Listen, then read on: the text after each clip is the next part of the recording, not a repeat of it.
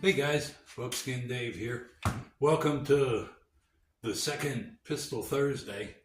Um, Seems like it's going to go a little quick today. It's pretty cold out. It's like 29 degrees right now. But the sun's out, which is nice, and wind ain't blowing.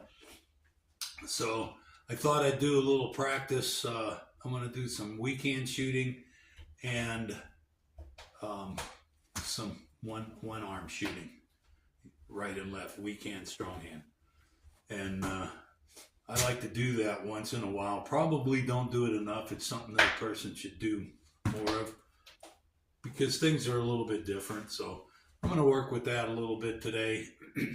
Try to get in and out of here before.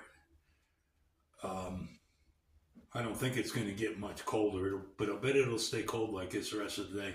And if anything, it'll get windy. So I'm going to try to get my practice done pretty quick here. Anyway, get you a cup of coffee and I'll get some targets set up and we'll go out and shoot. I'm going to be shooting it with the Prodigy today, just because that's easiest for my hands to shoot, especially in cold weather. So, see you out on the range. So, okay, I'm going to start. Again, we're 4 or 5 yards, not very far, 3 to 5 yards. I want to practice my manipulation. I'm not concerned with how far away I am. And most shootings occur within this distance anyway. Anyway, so the first thing I always start from whatever draw, wherever you carry your pistol at, that's where I like to start. Mine's always on my side. So in cold weather, I have to have an additional movement, and that's to clear my clothing to get to it. So I always start from the draw. And so what I'm going to do, I'm going to practice transitioning from strong hand to weak hand. So I'm going to draw, take 2 shots, and then transition to weak hand and take 2 shots. It'll be two-handed weak hand, okay?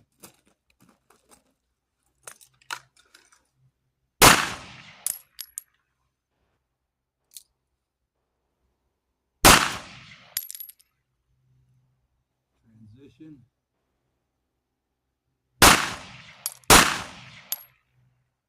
Back. So I must have had a bad primer there or something because it fired the second time. So I'm going to practice that one more time. There's no reason to go fast. Slow is smooth, smooth is fast. So clear.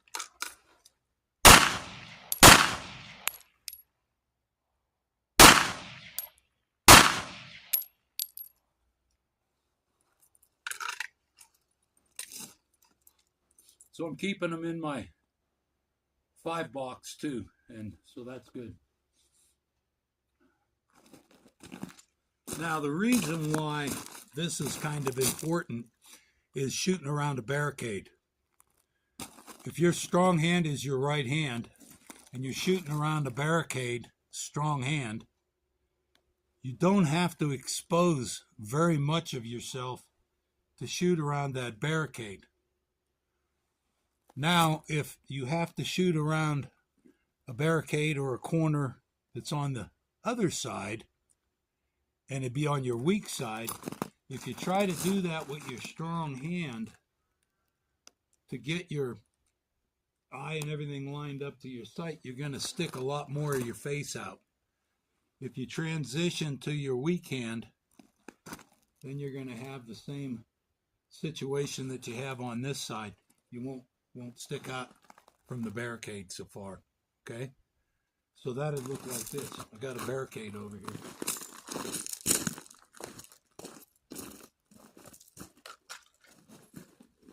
So you can see very little of me is sticking out. Now, if I was doing it with my other hand, a little bit more of my shoulder and stuff would have to stick out. So I like to practice 2 shots, switch hands, and then 2 shots. Switch hands, 2 shots. So I'm going to practice practice this for a while.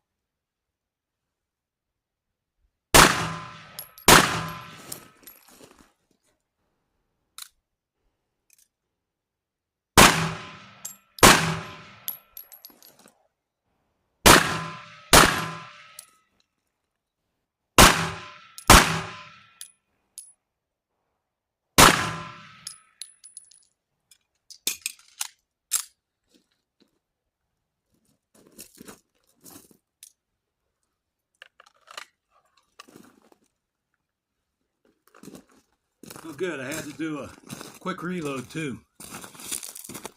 So anyway, that's where that comes in handy. So the other way, the other practice for that I like to do when I'm doing my weekend practice is one-handed practice, and I usually will not shoot with one hand unless I have to. Okay, for whatever reason. One-handed is not as good as supported, you know, and you're responsible for every bullet. I'm responsible for every bullet. So I'm going to do the best I can. But there may come a time where you can only shoot with one arm or one hand. The worst case scenario is if one of them's injured and it's hanging down. And hopefully it won't be your strong arm, but it could be. So keeping that in mind when you start figuring out, well, when I started figuring out how I was going to wear my guns and my extra mag, I always figured a way that I could get to it with either hand in case I get injured right off the bat. Okay.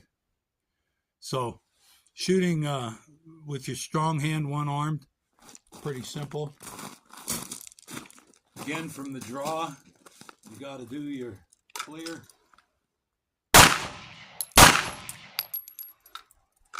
Get them in the spot. It's easier to shoot with your strong hand if you step back and shoot one-handed this way. But if you're shooting from the draw one-handed, this hand obviously isn't working, so you need to get a shot off fast. You can practice it either way. This way. I'll tell you what, I bought some of this Mexican Aguila ammo, and I'm getting a lot of misfires. So I'm going to shoot that up and not shoot it again, and I'm going to tell the guy that's selling it at the store that it's pretty bad. Okay. I'd never use it for carry ammo anyway. It's good practice ammo. All right, so the other way, back on track, is to step back with your weak side foot as you draw. Boy, this stuff is really bad. I can't believe it. I'm bringing this stuff back, man. But still, just practicing shooting one-handed, weak hand. Still good practice.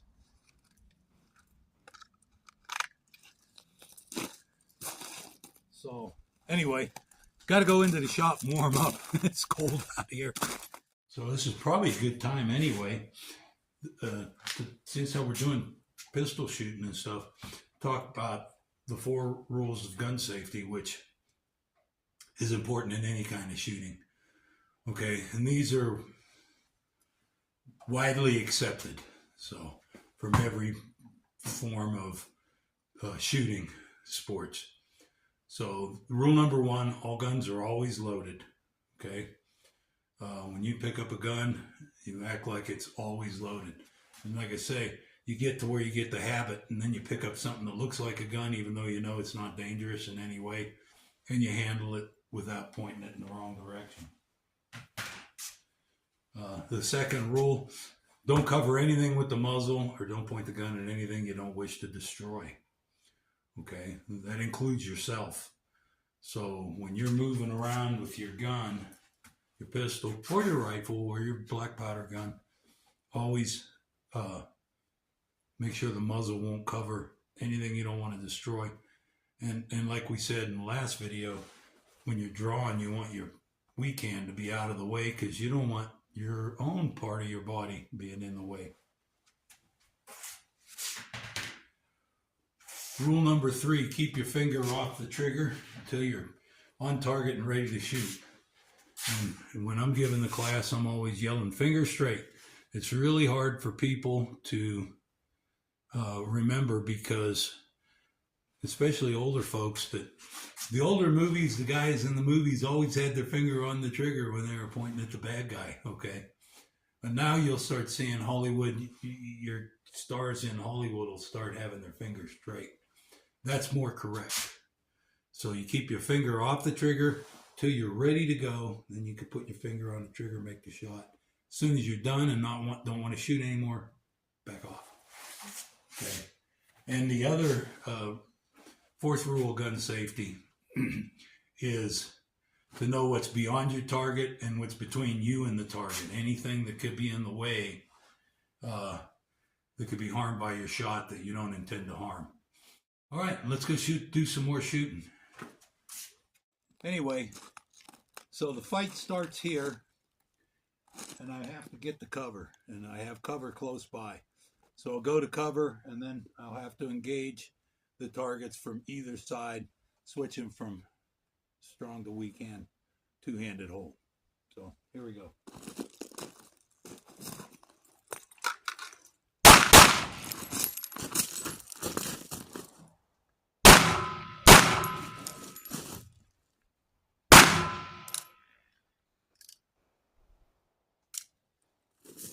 There's one of them bad bullets.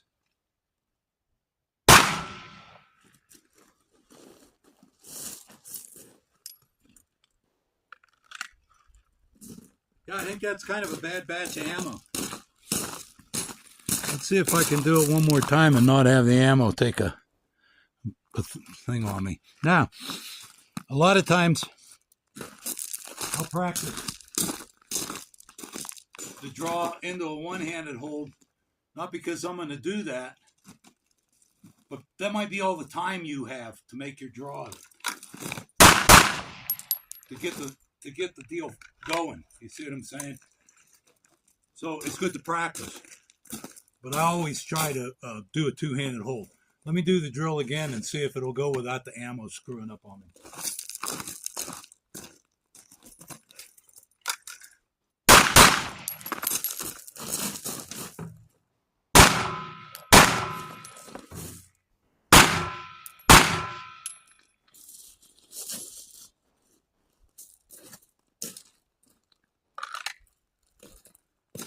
Well, I survived that one because the ammo didn't mess up. I'm going to shoot out the rest of this, just do some drawing and firing here for a minute.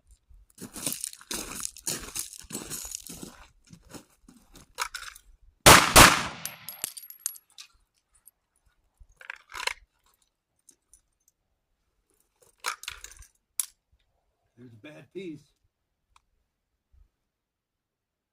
See, the slide's closed. Cock it. Then it eventually shoots. Isn't that something?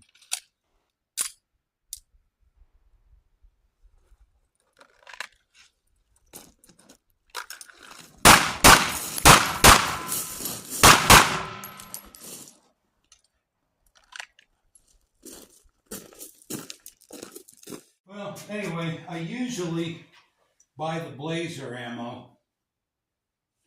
And actually, Blazers, it hasn't failed me yet. For practice ammo, it's good. Shooting the 124s because that's what that's what a carry ammo would be for this gun. For me, would be the 124 grains. This gun, and a lot of guns, you gotta be careful. The 147 grain 9mm is a really good round, but some guns won't feed it because it sticks out a little too far. And for some reason it won't feed them. So if you buy the 147s, before you start to count on it, make sure that they're working in your gun. This I put I put some blazers in and shot a magazine out without any trouble. So for some reason these are, I threw the box away. Either the primer's set a little bit light, but it will set it off. I mean, that last one there, I had to pull the hammer back 2-3 times and finally went off. So if I was in an actual gunfight, I'd just do a TRB and go to the next one. Tap, crack, and go. But, so anyway, that's all I got for you today. I'm going to get into the warm, see if I can nurse this cold away from me. And I'll see you next time. I'm Buckskin Dave. You guys have a great day. And have a great Thanksgiving. Don't eat too much, because I always say I won't, and I always do. So have a great Thanksgiving. Bye-bye.